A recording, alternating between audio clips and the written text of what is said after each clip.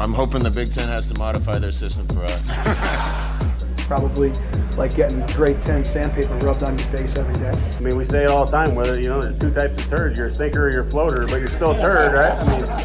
I mean, we are about players and players playing the plays and not necessarily the plays. Welcome to the Varsity Club podcast. My name is Derek Peterson.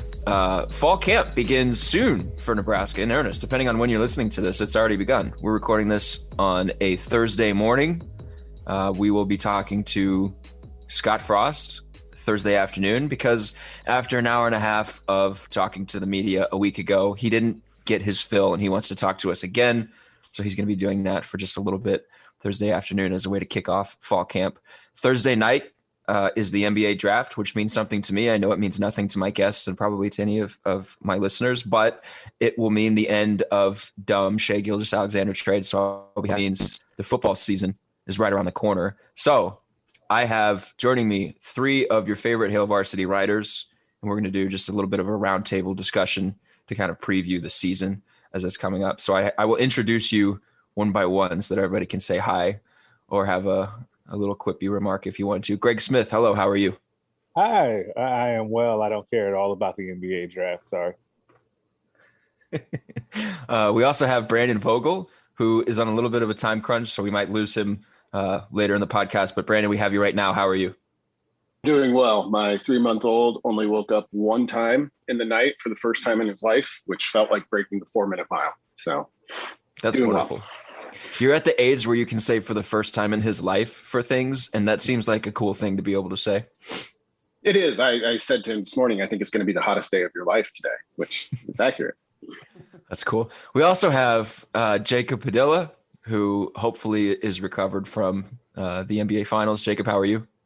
I'm doing pretty well. This is the least invested in the NBA draft I've been in a long time, so it actually kind of feels good. Because you're at the end of the draft. You don't have to worry about what the Suns are going to do with the number 9 pick. You just have to worry about how much money are we re-signing Chris Paul for and how much better can we get next year. Yeah, at 29, there's so many options that it's just not worth getting invested in any one player.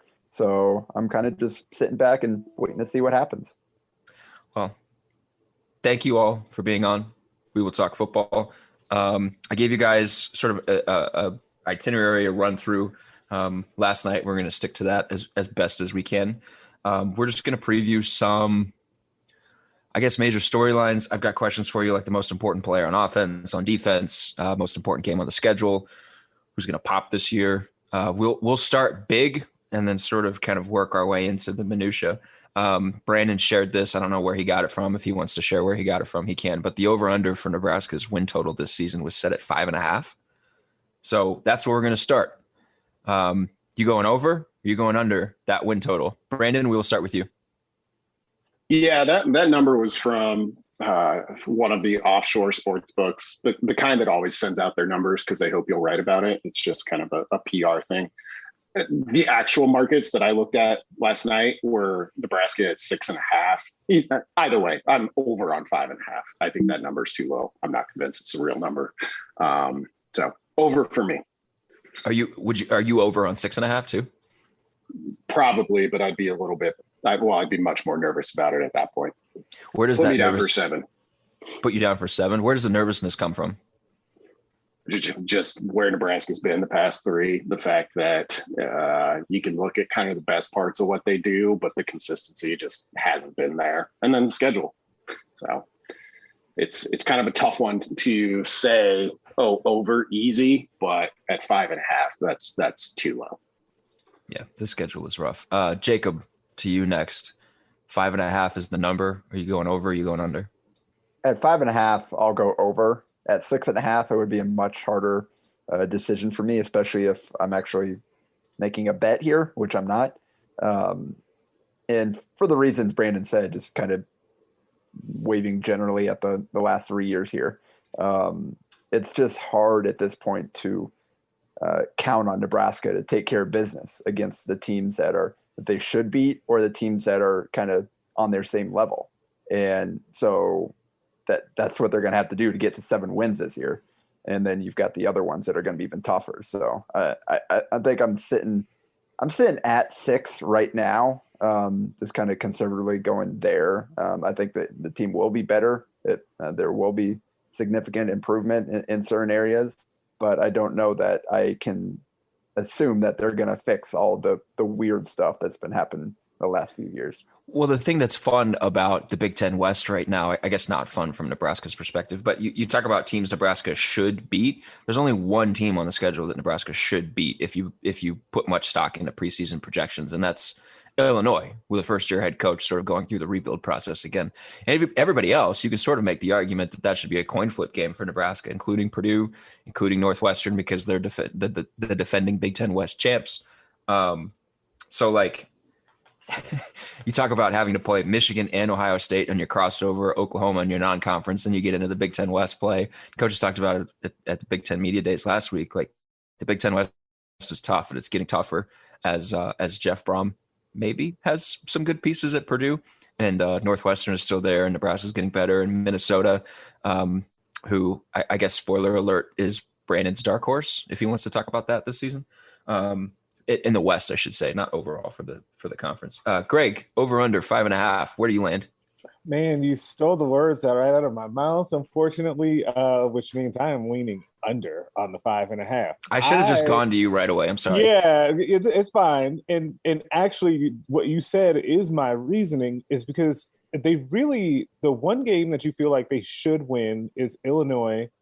But do you feel like that for sure because they're just in coaching transition, or because you think Nebraska is better than them? Is it a combination of both? Like, that becomes weird. But I do still think that Nebraska should win that game. But every other conference game is a toss-up. I think at this point, most people have chalked up that Oklahoma game to like a devastating loss, like not just a loss, but like a big, bad loss. And what does that do moving forward to the next game after that against Michigan State, where it's probably the next game that you would have most confidence in conference outside of Illinois? That becomes a tricky game if you come off of a blowout. And then that's before you get to the inconsistency with the team is the thing that really, really bugs me. I just don't know how we're going to see that switch just be flipped for them. It very well could be, to leave that wiggle room. But it is tough to project that. So I would say under. It may not be far under. Maybe it's 5. But I would say under at this point. So you asked a very interesting question there. Do you think that Nebraska is in should win mode over Illinois because Illinois is breaking in a new head coach, or because Nebraska is the better team? That's a painful question. I would bet for some people that look at that game and say, well, of course Nebraska is the better team. I would argue that Nebraska is the better team in 7 of its 12 games on the schedule this year. And I think I don't think I've given a record prediction on the record. People ask us about it all season long. I don't think I've given one yet. I think 7-5 for this year. So I'm going to go over.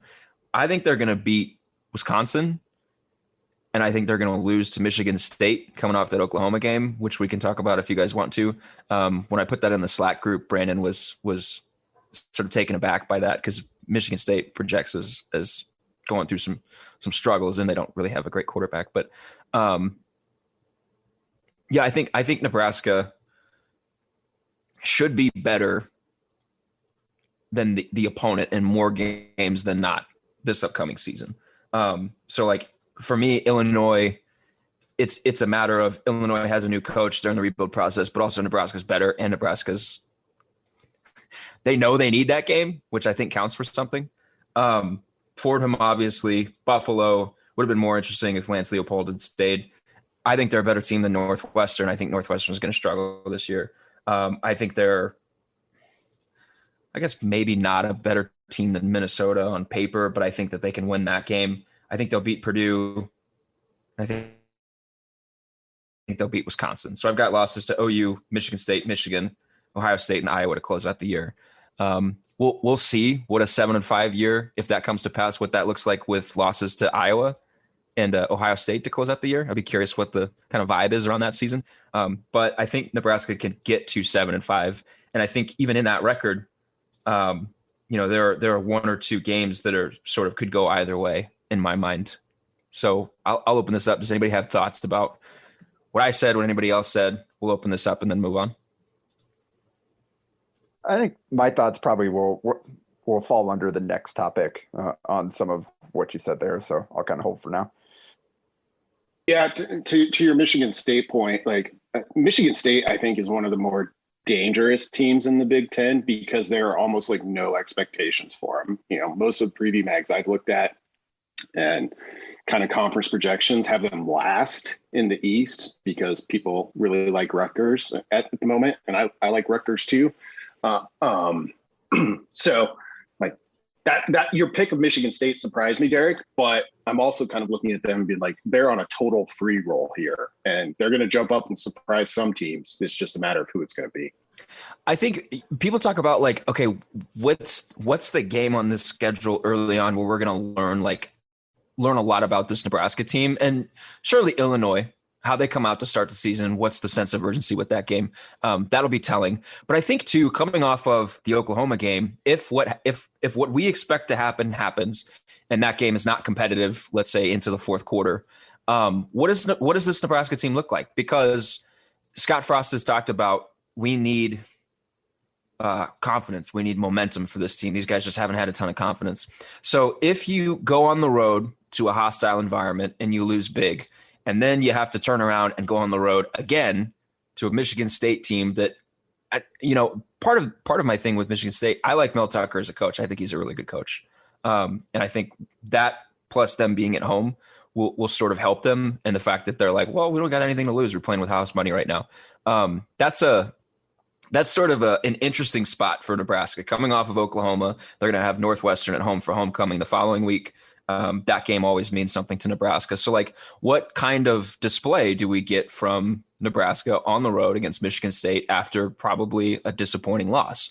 That'll go a long way towards telling us sort of what is the mentality of the team. Have they fixed some of the, I don't want to say cultural things, but just some of the more mental stuff that has plagued this team for 3 years? I think that'll be an interesting spot. And so like, if they lose, then, it's still a work in progress, which I don't think will surprise anybody. It'll obviously be tough to swallow the loss, but if they win, then, we'll see what happens over the last 8 games. Let's move on. The next question was the most important game on the schedule. Greg Smith, what is the most important game on Nebraska's schedule for the 2021 season? So I think my answer on this has actually changed in the time that we've been on this podcast. And I will not change it to Michigan State. I will go the game ahead of that, though, and now say the Oklahoma game. And it's because, and again, I don't expect them to win that game at all. I don't expect it to be close. But I am interested in if Nebraska can put up a better fight in that game, if they can start to get closer towards looking competitive against really good football teams, and then moving forward, how they react to whatever happens in that game. Because either way, like even if Nebraska, say it's like a couple of years ago at Ohio State, when they had every opportunity to beat that team, although 3 years ago now, 2 years was the game day game at home, 3 years ago now, and how they played in that game and could not really capitalize on momentum really because the season was what it was at that point. But if they can keep Oklahoma close, can that be something that helps propel them? Or even if they lose in bad fashion, can they shake that off and bounce back? I think that game and kind of the mentality entering that game, I think that week will be fascinating. Definitely. Jacob, I guess we're just going in serpentine fashion. Jacob, you're up. What's the most important game on Nebraska's schedule for 2021? I just don't have confidence enough at this point to highlight kind of one of the big games against those teams that probably should kind of chalk up as a loss at this point, like Wisconsin, Iowa, obviously Oklahoma. I think you're kind of hitting on some of it before, but I think it is the games that they should win, and they have to. You got to take baby steps, and they got to show that they can take care of business in those games before I'll have any confidence in them knocking off kind of one of the teams at the top of the conference. So it's either Illinois or that Michigan State game for me. I know you still had them losing that Michigan State game, but I just have a hard time seeing them handle kind of an Oklahoma loss so poorly that they go lose to Michigan State and then still being able to rally and have a good rest of the season and win a game like Oklahoma. I feel like if they're not ready to handle that game coming off, if you can't bounce back from what could be either, in Greg's scenario, kind of a crushing loss where you're kind of in it and not able to get it done, or just a blowout. So I guess I'll go with Michigan State. You add the fact that it's on the road, that adds a little bit higher level of difficulty to that one. But just based on kind of the talent of the teams on the roster or on their schedule, that's one of the games that they should win. And if you start losing games that you should win, then that's kind of where we fall into where Nebraska's been the last few years. So I think I'll go with Michigan State, but Illinois, I think, is kind of right there in that same conversation. Brandon, what about you? I spent about 700 words in the 2021 Hail Varsity Yearbook laying out this case. But for me, not for Nebraska, but for me, the most important game is Oklahoma for many of the reasons Greg mentioned. Like, I just looked at it. The line right now is Oklahoma minus 19.5. Kind of removing the expectation of a win, I think, is the important piece of this. Like, I just want to see if they're up for the fight. Like, with everything that happened in the offseason, with Nebraska trying to get out of this game, like, can you put that aside? Are you mentally strong enough? Are you motivated enough to go there and, hey, go up 7-0? And if you do that, well, can you be in it at halftime? Like, I mean, these are moral victories. And I know people don't like that, but that's where this program is at right now. Since Greg already used that one, if you want an alternate game, I would say Minnesota. That's their 8th straight game to open the year on the road. So they'll have a bye week coming up, but that's a long stretch. That's what moving that replacing Southeastern Louisiana with Fordham did. So they're going to play 8 straight weeks to open the year. And that's a physical brand of football. And as you already mentioned, like, I like Minnesota quite a bit this year. It's not going to surprise me in the least if they give Ohio State everything they want in week 1. That's a tough one. That's another one that really tests, okay, we're talking about the talent's better, the mentality's better, the motivation's better, all this kind of ephemeral stuff. Here's a game that really puts that to the test, just because you are worn down at that point. Yeah, the Oklahoma game in particular, I think I said this to some Oklahoma guys, had me on a podcast with them, and they asked me about the defense, if it's actually good or if it's just contextually good because of the conference and the quality of offenses that Nebraska face. That Oklahoma game will answer that question, maybe. I keep going back and forth with this one. So I ranked the games on Nebraska's schedule in order of importance. I ranked all 12 in like mid-July.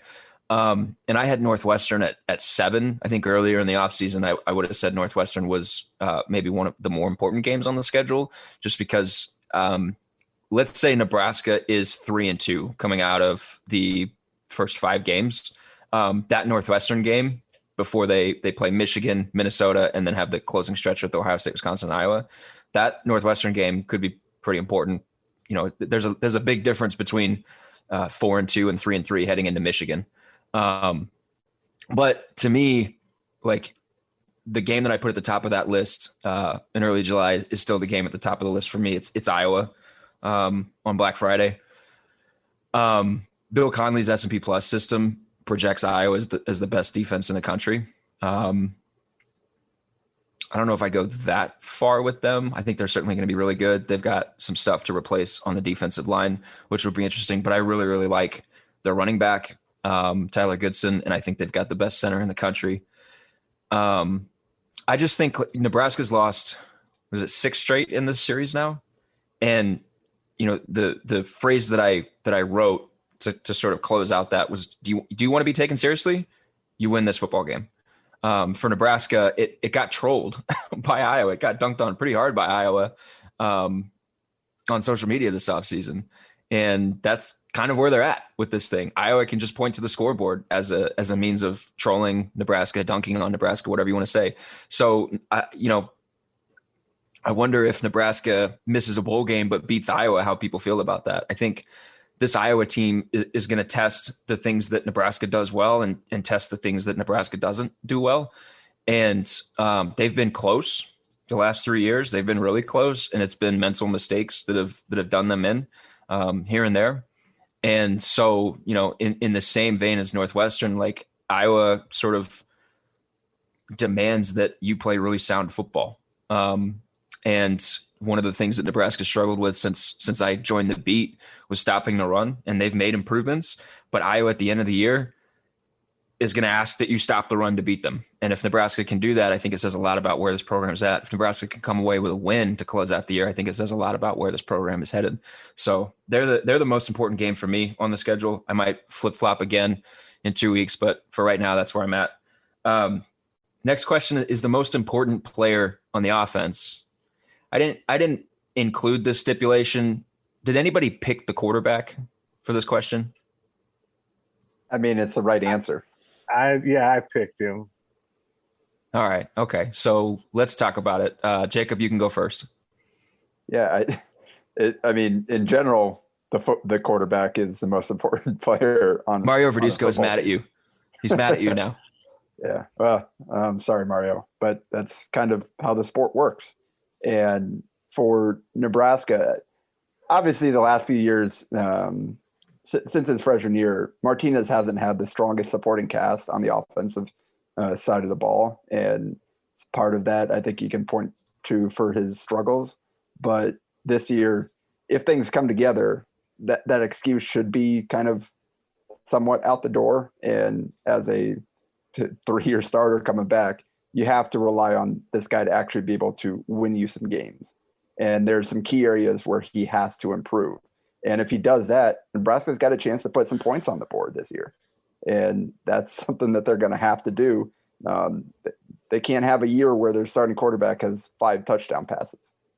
That's just not going to work, even if they get the running game going, which I know that's something that Brandon sees as one of the biggest keys of the season, is to be able to have a healthy running game. And that'll definitely play a big factor. But it's got to be Adrian in the big moments, in the red zone. He's got to kind of make good decisions and kind of get over some of the areas where he struggled that has cost Nebraska in key games. You can't have your starting quarterback getting benched this season. I don't know that the option is there. Luke McCaffrey's gone. I don't know that they're looking at the young guys on the team the same way, but he has to be steady and consistent for this team to have success this year. Brandon, where are you at on this question before we lose you? Yeah, so I was expecting having to come from way out of left field. I suspect we'll get a wide receiver in here somewhere, maybe a running back, although maybe not if we can already chalk up 2 to Adrian Martinez, which Jacob is probably right, is the correct answer, though as Derek alluded to, Mario will tell you he's but a cog in the wheel of success. I'm going with the hub of that wheel. I'm going with Turner Corcoran. Ooh. So effectively, I mean, we know he played the Rutgers game, but first-time starter this year, if he is good, and we know like his talent level is high, he might have the highest ceiling of anybody on Nebraska's offense when you talk about pro potential in my mind. If he is good, it's hard for me to see Nebraska's O-line not being pretty good. And if you've got a good O-line, I mean, Iowa football in the Kirk Ferentz era basically proves this. You got a chance to be pretty good. So I'm going to be watching him closely. If he does, and really you could pick anybody on the O-line. I just went with him because he's the freshest. It's pretty close anyway. If he is, you're like, oh, he looks as good as advertised. And yeah, you're going to have first-year starter blips. But if he is good, I think Nebraska has a chance to be pretty good. Perfectly fair. I was not expecting Turner Corcoran. I've got somebody on the line, but it's not Turner. Greg Smith, you were nodding your head to Adrian. Did you pick Adrian as well? I did pick Adrian as well. I was also nodding from Brandon picking an offensive lineman because that was my second. Offensive lineman was my second choice, but Adrian Martinez is the first choice for some of the reasons that Jacob laid out. But more than this, I kind of keep wrestling with this question about Adrian, and does Adrian and I still don't know, does Adrian need to take a leap for the offense to be better, or does he just need to be steady? Like, in that question to me is really interesting, because if he is just steady and that's what Nebraska needs, I think they can get that from him. I think that they can smooth out some of the decision making, or at least make that better. And then at least, because the talent around him is better, you can then see some progression with some of the numbers. So if you're not even asking him to be like Mackenzie Milton in that final year of Frost at UCF, level good, obviously, then I think that he's got a real shot to help push this offense along. And it has to be, I mean, obviously it has to be better than it's been the last few years. If they're going to continue to try and be a better team and to be more competitive, the offense is going to have to pick it up. I think he's the start of that, but it's just interesting to me I don't think that he has to make the jump that maybe some would assume for the offense to be better, because the pieces around him should be better. Well, I'd argue that him being steady would be making a jump. That's fair. And I'm not arguing that he has to be the best quarterback in the West for them in order to win. He just can't make the same mistake. Yeah. Yeah. He just can't make some of the same mistakes that he's made over the last couple of years. Yeah, and I think a large part of Nebraska's struggles the past 3 years is that they've needed him to be more than just steady.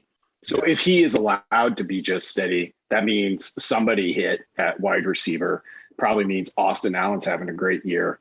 You found somebody in the running back room who can rush for 800 yards on his own. And that offensive line is pretty good. Yeah, because a lot of what they've talked about is that Adrian has felt the pressure to have the 25-point play or whatever it is every time he sort of takes off and runs with the football, and that's what gets him into trouble. He's fighting for extra yards. He's trying to do this. He's trying to do that, and that's where you get a little loosey-goosey with the football. That's where some of the bad decision-making happens. And so, like, I definitely would agree with Jacob that if he fixes the turnover issues and some of the decision-making stuff, that is taking a leap for him. And for him, like, I think, like I said half jokingly, but quarterback play in the Big Ten this year is probably going to be down a little bit from what it has been, just because you don't look around the conference and see elite playmakers like what we have with Justin Fields. So like for Adrian, I think he can be one of the better Big Ten quarterbacks just by not turning the ball over every 13th carry that he has, which is basically what his career average has been. I did not pick Adrian, though. I did not pick a wide receiver. I picked Cam Jurgens on the offensive line, the guy that starts everything and gives them the ball. So I've got some numbers for you guys. So in 2019, Cam's first year starting, the offensive line ranked 89th in line yards. These numbers come from footballoutsiders.com. 89th nationally in line yards, which basically they get a portion of rushing success. 58th in opportunity rate, which is the percentage of running back carries when 5 yards were available that picked up 5 yards. 96th in sack rate, which is exactly as it sounds. In 2020, Cam's second full year starting. In line yards, they jumped from 89th nationally to 36th nationally. Opportunity rate, they jumped from 58th nationally to 13th nationally. And in sack rate, they jumped from 96th to 47th. They also improved their explosive run rate from 44th in 2019 up to 26th in 2020. So the offensive line as a whole made improvements, and they return a huge piece of that. Losing Brendan Hymas will probably take some time. I agree with Brandon putting Turner Corcoran up there, but this safe assumption to make is that he's going to have some freshman mistakes, some inconsistency issues as he gets used to playing against Big Ten edge rushers, which are a separate beast on their own. But I think Cam Jurgens, with him, it comes down to, is the snap on target? And Scott Frost talked about that a little bit at Media Days. He's talked about it a ton elsewhere as well. Their offense is read and react. They don't do a ton of checking at the line of scrimmage pre-play because Adrian Martinez knows who he's reading once the ball is snapped. And if he's taking his eye off that key and having to locate the football, that's a problem. Everything from that point forward is out of whack or a couple seconds off, and that's what starts to throw them off. Now, I'm not making excuses for some of the issues that have happened offensively, but I can understand what they're saying when they say like, hey, the snap has to be better. Otherwise, none of this is going to look like it's working. And in spite of some of the snapping issues that Cam has had, they've still been a pretty productive offense, pretty efficient offense, particularly last year.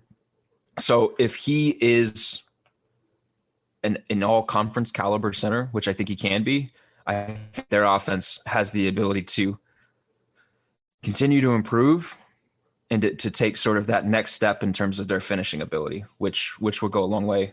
It'll help out Adrian. It'll help out the ground game. And I think everything will just look a little cleaner. So Cam was number one on my most intriguing list for the season. For this question, he's number one for me again. I'm curious for the two of you that picked the quarterback, what would have been number two if I had said no quarterbacks? Well, I think offensive line is definitely up there, and it's just tough to single out any one player. I'll hit on Cam, and that's part of my answer to a later question, but it's just tough to kind of single out any one player, because if Turner Corcoran has a really good year, but Bryce Benhart doesn't, then you're still kind of in a tough spot. If the tackles kind of hold their own, but again, the snaps are an issue, then we're right back where we were to begin with. So it's hard to single out any one player on the offensive line. I think that's probably the second most important unit.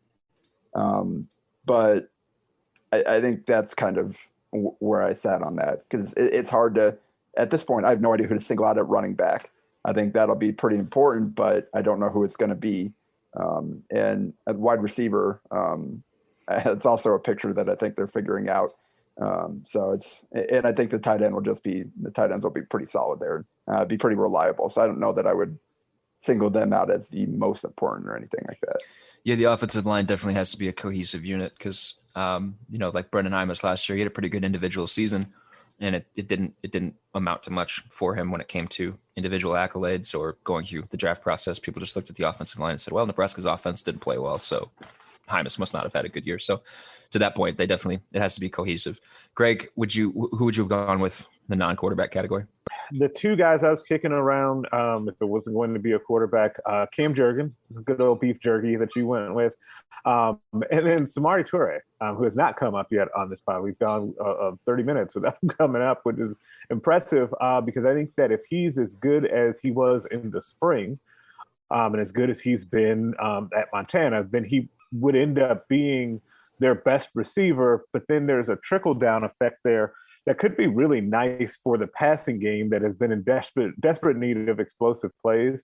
That wide receiver, the closer we get to camp, though, the more wide receiver kind of intrigues me, because the pieces are definitely there.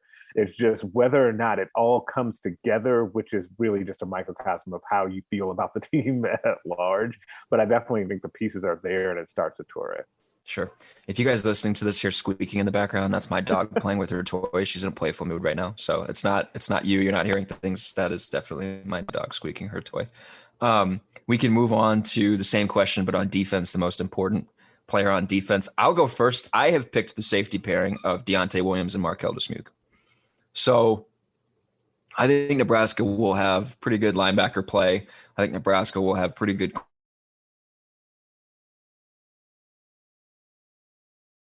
There's no reason for them to not have good defensive line play just because they return so much. For me, we talk about this secondary and say, yeah, they can be one of the better secondaries in the conference. They certainly have ambitions of being one of the best secondaries in the country. When you start to look at their numbers, it's not, they're not elite at any one thing. So I pulled up some of the stuff. 56th in explosive pass play rate. So I used 20 plus yards instead of 15 like some other people. 56th there. 82nd in opponent completion percentage against them, which means the lower you are in the ranking, the higher the opponent completion percentage is. 55th in yards per pass allowed, 63rd in havoc rate produced. I just think if you're going to be one of the best secondaries in the country, you've got to be elite in at least one or two of those. And I think Deontay and Markel will sort of set the table for that. I think they'll sort of they can't get beat in behind. They can't have the targeting penalties that give up 15 yards and get them kicked out of the game. They can't be inconsistent. They've got to be sort of the anchor of the secondary. They got to be the anchor of the back end of that defense. And for them, I absolutely think they have the talent and the potential to be one of the best secondaries in the country, but they certainly have to, they played better down the stretch last season, but I think, some of the numbers that they look at, they weren't elite against the pass. And in order to be one of the best secondaries in the country, you got to be elite against the pass, which I think will help a ton of other stuff. Turn some of those pass deflections into interceptions. They got to be better at taking the ball away. They got to be better at creating those splash plays that Eric Shenander looks for. That's the havoc rate. Now, that's not all on them. They got to get some pass rush, but I think those two guys, for me, that safety pairing, they've got to be really good. They can't just be like, yeah, we're here. They need to be really good. They've played so much football together. They've talked this offseason about knowing each other. There's nonverbal stuff that they just know where the other is going to be. They know what the other is thinking. That stuff has to translate to the field in a positive way for Nebraska to sort of make the improvement that it wants to make defensively. I think those guys are going to be super important because I think Cam is going to be really good. But those guys, like I said, I think they'll set the table for how effective this pass defense can be. So, Greg Smith. I went with maybe it's just, and the reason being, you like him.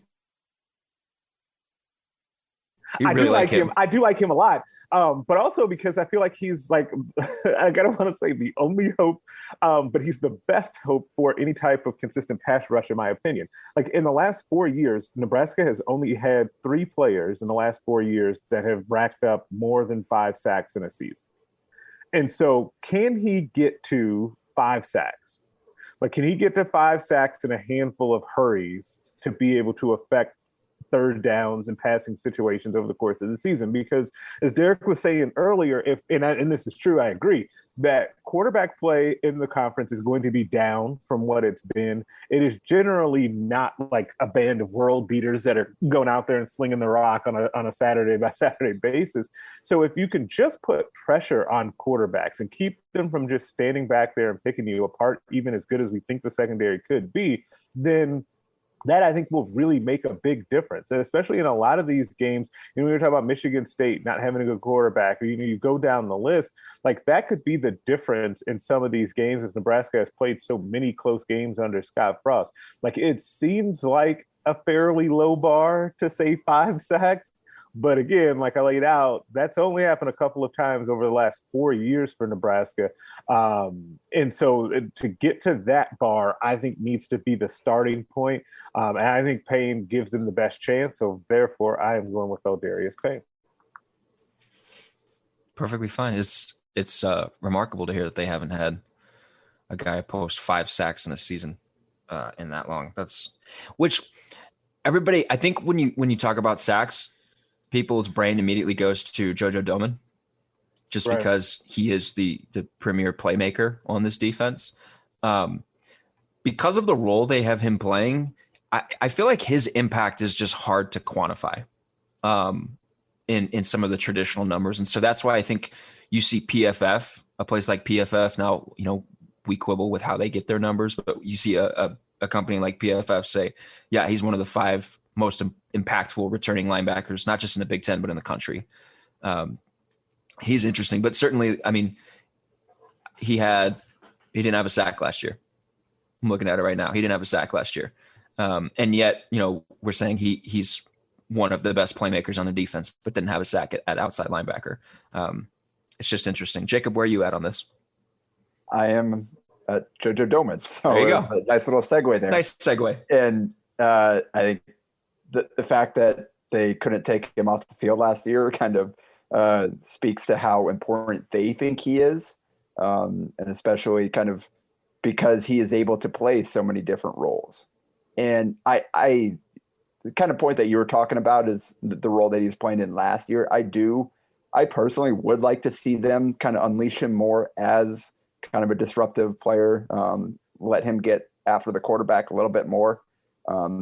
He kind of did that previously, but last year they kind of had him focusing more on dropping back in coverage and being kind of a true nickel.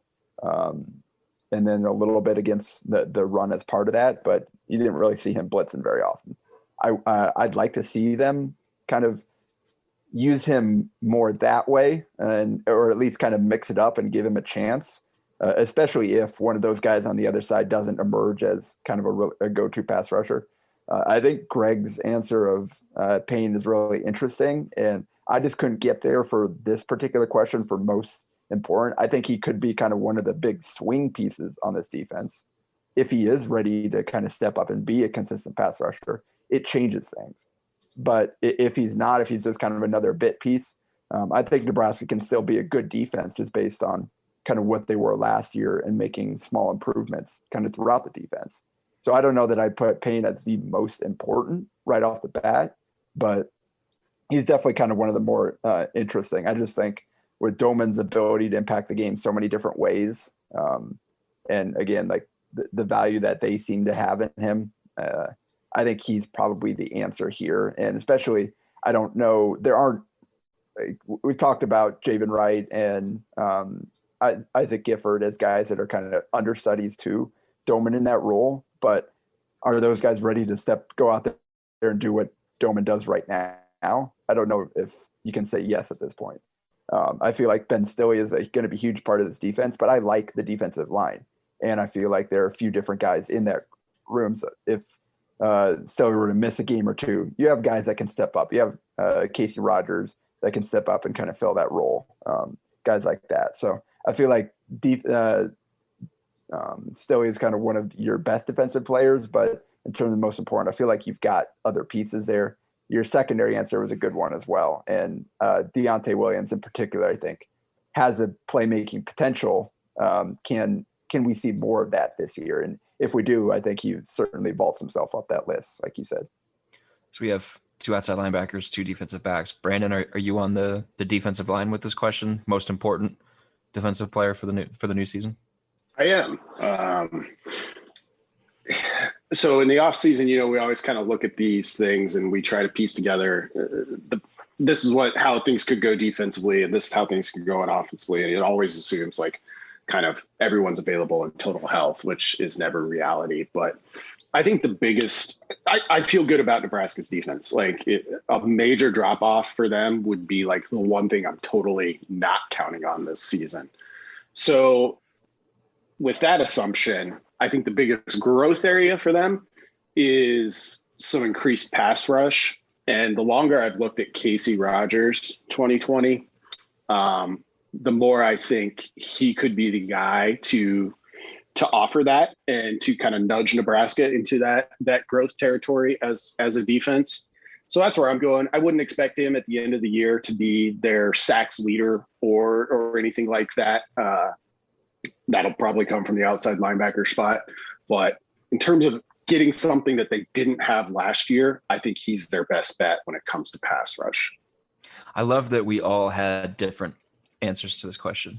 That's good. It makes for good podcasting. Thank you. So that leads us nicely into our next question, because the next question was most likely to take a leap. If Casey Rogers becomes that kind of player, that's definitely another jump in his game for him, and he'll continue to be sort of a developmental one for them. But like I said, most likely to take the leap. This can be offense. This can be defense. Greg, who did you have for this question?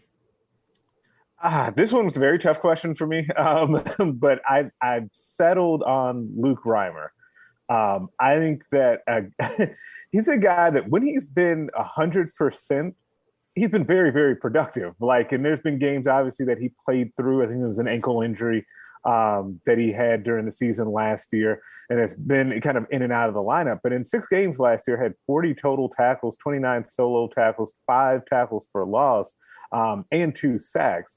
That's a good amount of production for a guy that's still at that point was a young football player, still getting used to everything and being in and out of the lineup. So I think that he's a guy, unless it's funny that Brandon mentioned guy like assuming the picture of clean health and all of that, because that is the key, I think, here. That if you tell me that you're going to get 12 games out of Luke Reimer, I think he leads the team in tackles, and he's a name that you're talking about around the conference at the end of the year. Yeah, that's where I was at too. I think one of those inside linebackers is sort of primed for a leap, and that could be Chris Kolarovich coming over from FCS football to FBS football, kind of showing people, hey, I was an impact transfer this offseason too. That could be Nick Henrich kind of getting his first real opportunity to play a significant role. He got it in the Rutgers game last year, and I think he had 12 tackles to lead the team, I think. He's an exciting guy. And then obviously Luke Reimer is an exciting player as well, for all the reasons you just mentioned. Like, one of the things that's most interesting to me is they're going to have maybe the most athletic linebacker group that they've ever had under Frost. And I don't know how much of an advantage that will be or how much of a plus that will be on Saturdays. I guess we'll have to watch to find out. But I asked Frost that question at Media Days, sort of a, common sense question, but he had the comment that I think we're going to be able to run better at linebacker, which will certainly help them. Teams have picked on them over the middle. Teams have picked on them targeting linebackers and pass coverage. If they can fit the run better, that's what Minnesota did to them 2 years ago. That'll certainly help in that game. So I think those linebackers, I think one of them is primed for a leap, which will help a lot. And I'm really interested to see, in particular, what Nick Henrich can do with a full opportunity with Will Honas kind of on the sideline. I talked to his high school coach earlier in the summer, and his high school coach is expecting big things. So we'll see. Jacob, where were you at with this question? Well, I think the first name that popped into my head was actually Cameron Jurgens. And we talked multiple times throughout the off season about the snapping issues, and Greg Austin has said he's in a good place with it. Cam Jurgens said he's in a good place with it. If that's really the case, and if they've kind of got that for the most part taken care of, and now heading into, he's got a few years under his belt now at this position. I think we have to always remember when discussing him and kind of his consistency and his success at the position is he had never played it before until they decided kind of halfway through that freshman year. It's like, you know what, let's move him here. So now he's got a few years of starting under his belt. He understands what it takes to play that position. He's really focused hard on the snapping issues. So if all the little fundamentals, all that stuff are kind of locked in for him now, then I think we can start to see that physical talent take over. And that's where he can really be a difference maker and kind of a road grader, getting that second level and knocking guys out of the way. We've seen flashes of his potential. There's a reason the coaches are so high on him. There's a reason, Derek, you're so high on him. I feel like at this point, if it's going to happen, this is the year that we're going to see that, all right, things really click for him. So he was the first one I said. I think those inside linebackers, I think the tough part there for me is, all right, who makes a bigger leap and who is kind of the guy in that room? And it's tough to know because it seems like they really are high on Nick Henrich and they want him to play this year. Obviously, Luke Reimer has established himself as a playmaker. And then they brought Chris Kolarovich in for a reason. So kind of, I think we'll see that 3-man rotation with Will Honas out again. And then we'll kind of see those guys spread out the tackles and the impact plays and stuff. The other name I kind of stuck on offense, and I think is Omar Manning, which is, if you're talking about from starting point, he's got as much room to make a leap as anybody. And if he is, it seems like he's been locked in. He's been at practice throughout the spring. He's been kind of doing the workouts in the summer, and it sounds like they're happy with where he is right now. So if he can be a factor in this offense, I think that makes a big difference for Nebraska and its offensive potential. And going back to Adrian Martinez being the most important player, if he's got a weapon like that on the outside with Samori Toure kind of tearing things up in the middle of the field, Nebraska's got a chance to actually have a pretty decent passing attack this year. So he was the other name that kind of came to mind for me. I appreciate that neither of you so far have called me out for essentially cheating with my answer on this and picking 3 guys without naming one of the 3. It's your show. We gotta, defer to you on that. All right, thank you. I appreciate that. Brandon, most likely to take the leap 2021. Yeah, I went with Oliver Martin. We heard during Big Ten Media Days, was it Stilley that said it? He might be pound for pound the strongest guy on the team. I mean, Correct. Since we've seen, some testing results come out of Nebraska, people finally realize like the guy's an extraordinary athlete. I mean, he was always a good enough football player to, hey, get a Michigan offer out of high school. Didn't work out, went to Iowa as a walk-on. Basically, he's from Iowa City. That didn't work out. And then last year, you had the slow start through no doing of his own. And he only had 5 catches last year. All of those were over kind of the back half of the season. But the weakness for this pick, and I think Jacob kind of alluded to it with his secondary pick, Omar Manning. For Oliver Martin to have that kind of season, I think Omar Manning a little bit has to be what he could be. And Samori Toure definitely does. If that happens, it wouldn't surprise me at all if we get to the end of the year and Oliver Martin is Nebraska's leading receiver. Certainly in terms of receptions, maybe not yards, but so I think that's on the table for him. And he's a player. When you look at 5 catches a year ago, he hasn't really caught on at any of those other 2 previous stops. He's almost got an unlimited ceiling. But it may be a little bit conditional to Nebraska's passing game being improved, which I also expect it to be. Maybe the case with Oliver Martin is that he's been just in this constant state of having to learn the offense that he's in. Matt Lubick talks about this a lot. He didn't know the offense. He wasn't comfortable in the offense last year, and yet he was playing a ton for them. So maybe best case scenario, you have this guy that is an athletic freak, which by all accounts he is, who absolutely crushed it with winter conditioning and testing and things like that. If he's finally comfortable, some of that athleticism, some of that natural ability can just sort of start to shine through. And if you've got Omar Manning and Samori Toure operating on one side, if you've got Austin Allen being the kind of tight end that they think is capable of having a long NFL career, that's a good situation for somebody like Oliver Martin to be in. It's a good situation for any of the wide receivers to be in, but that's assuming everything goes according to plan, which it hasn't. But yeah, I definitely, he was on my list of most intriguing players as well.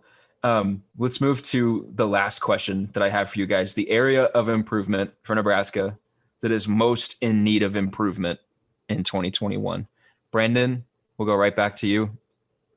What do you think?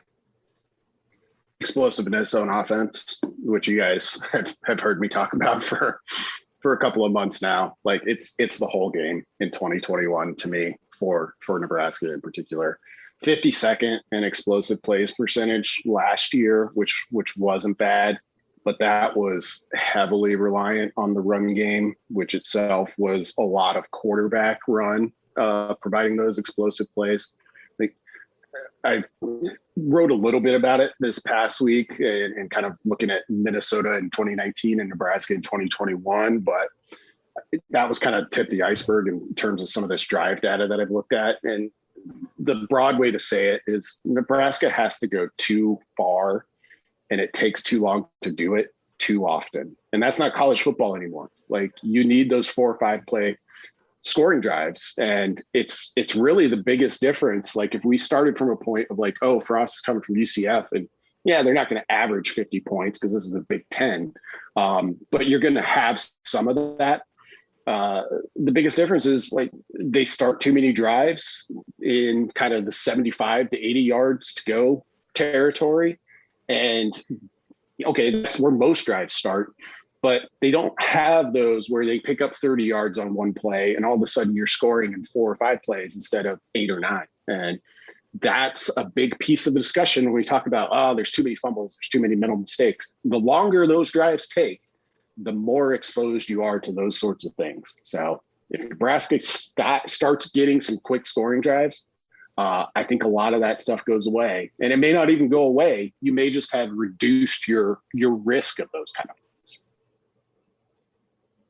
That's kind of where I'm at as well, but we'll save that conversation for a little bit. Greg, where are you at?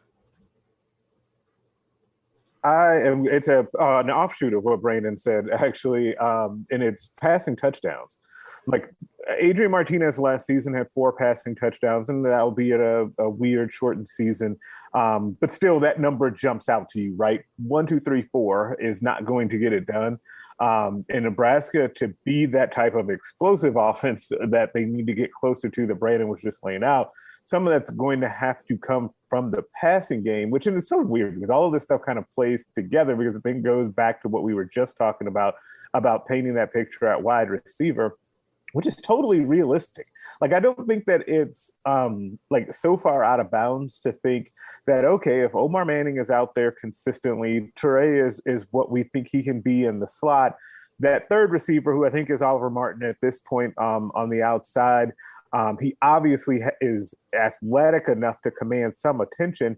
It's difficult as a defense to really take everyone away. So someone's going to have a favorable matchup, right? And so then if Adrian Martinez is making those decisions, going back to Jacob's point, ultimately about him, then things could be pretty good. And just being pretty good, to me, is improving on, obviously, those 4 touchdown passes. And I think that that's where it has to go. Like, and it really plays into what Brandon was saying, and they can come from long distance, they can come from medium, but they've got to be more of a part of this offense for the team to have a lot more offensive success than they've had previously. Yeah. Nebraska only had 5 passing touchdowns total. So Luke McCaffrey had 1. Right. Just for context, Rex Burkhead, a running back, threw 3 touchdowns in 2010. He was 3 for 4 with 3 touchdowns. So. Yeah, and it's just it's such an anomaly in today's college football to have that be the type of thing that's happening, and really outside the norm for this offensive system. Like, it just all is so strange, and I don't know if it's one of those things too where it just has to improve, like, by function. Like, there should be nowhere to go but up when it comes to that particular number. Absolutely. Jacob, where are you at? I'm in the same place. That's kind of what I highlighted. And more specifically, I think kind of the passing game inside the 40. And Brandon's point makes it slightly less important that you're able to execute in the red zone in particular if you can get some from 30, 40 yards out. But mentioned the 5 passing touchdowns.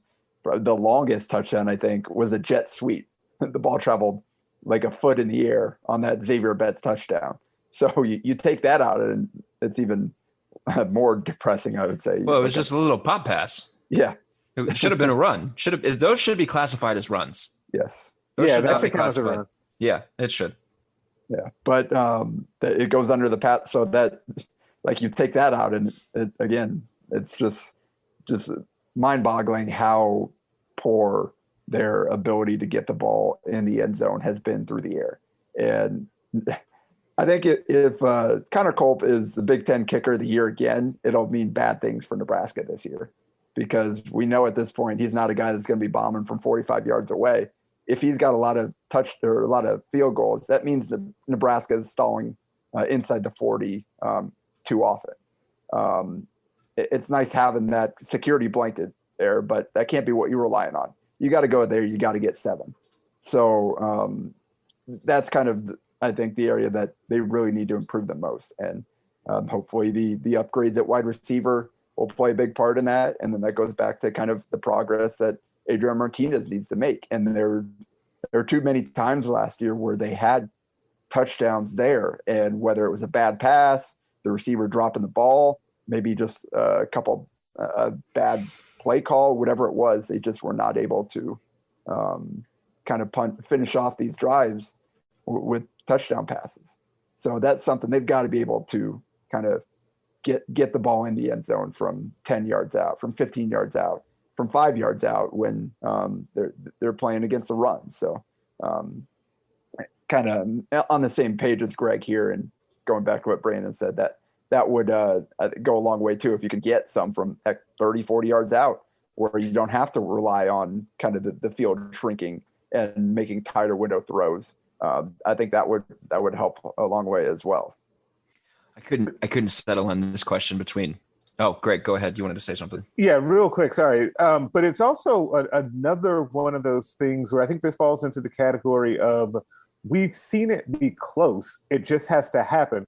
Like, you can picture multiple times where guys are streaking down the field and they weren't seen, or other times where the ball has been dropped. Like those plays have been there. They're out there on the field. It's just making them. Like I don't think that having some of that stuff improve is asking the world, because we've seen it like almost play out. Like, and that's what makes this like kind of exciting, but also kind of frustrating at the same time. Yeah. I think turnovers defensively will go a long way towards helping out everything with this team. I think if they can hang on to the ball a little bit better offensively, certainly their defense would be in a little bit better position starting out. And then it's not a situation where you come onto the field and you're just like, okay, we just have to hold them to 3 points. It's a situation where you come on the field, 75, 80 yards away from the end zone. You say, all right, we can be a little aggressive. We can go try to take the ball away. Now, some of that is they need to capitalize on opportunities given to them. But I think if the defense can create more turnovers, they only had 7 and 8 games last year. I think they need more, particularly given the style of play that they have. I think that'll go a long way towards helping. But the other one with me, and why I couldn't really decide between the two, was special teams. And I think special teams has to play a big part in Nebraska being in better starting field position offensively, because like to Brandon's point, it has to take so long to get to the end zone. Well, that's because they're basically punting on kickoff every single time.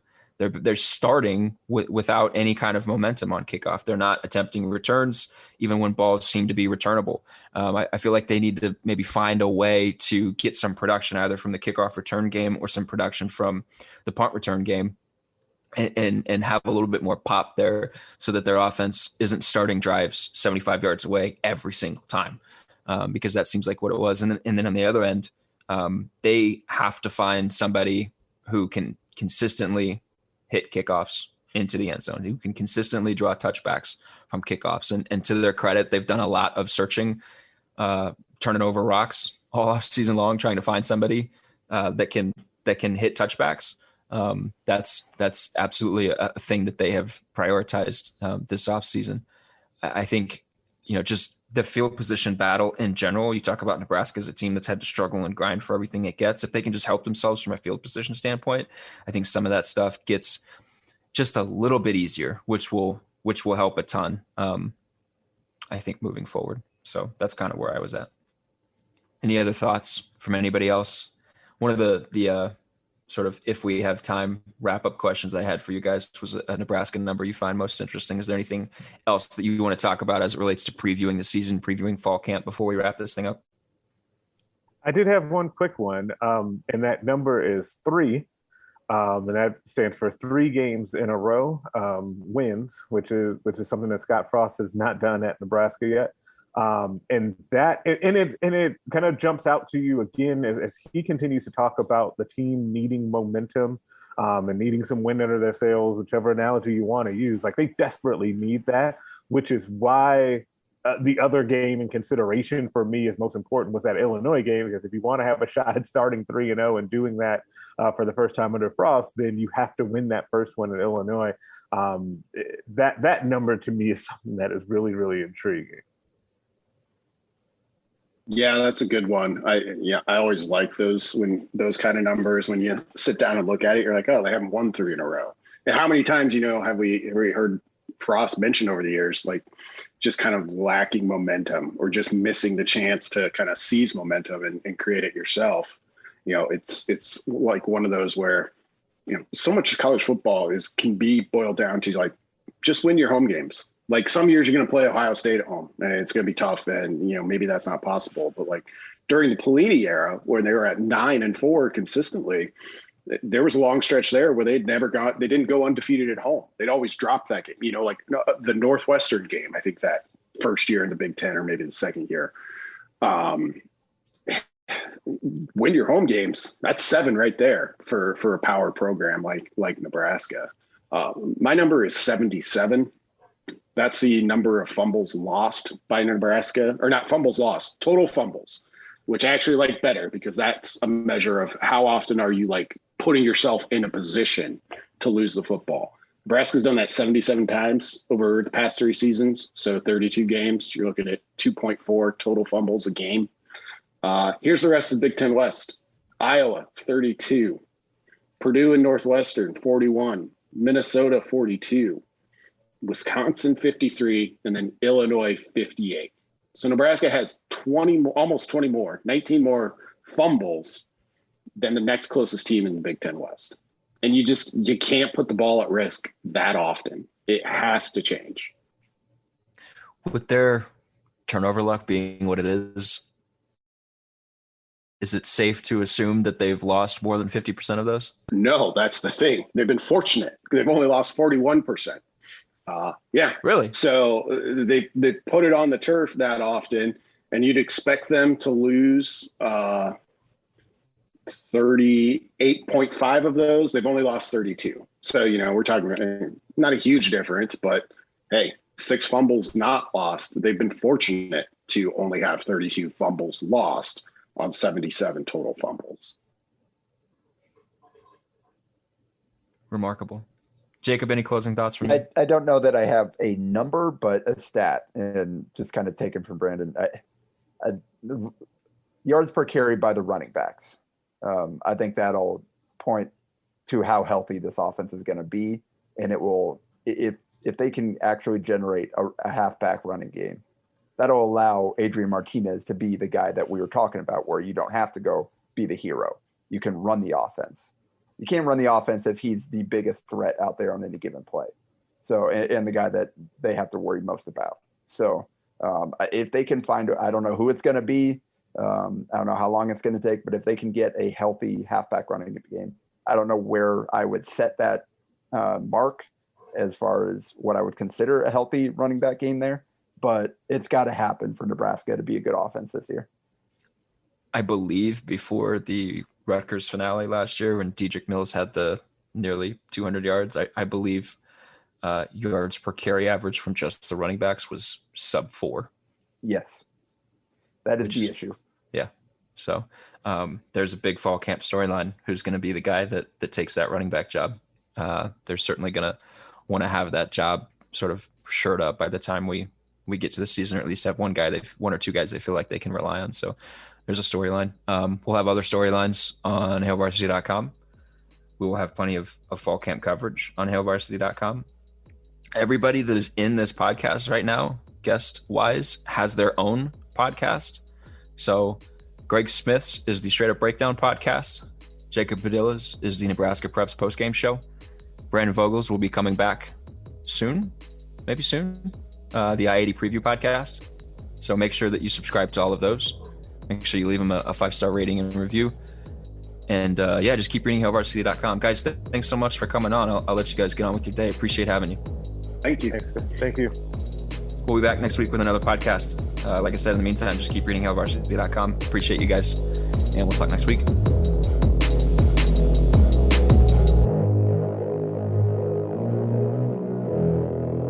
A Hurrdat Media Production.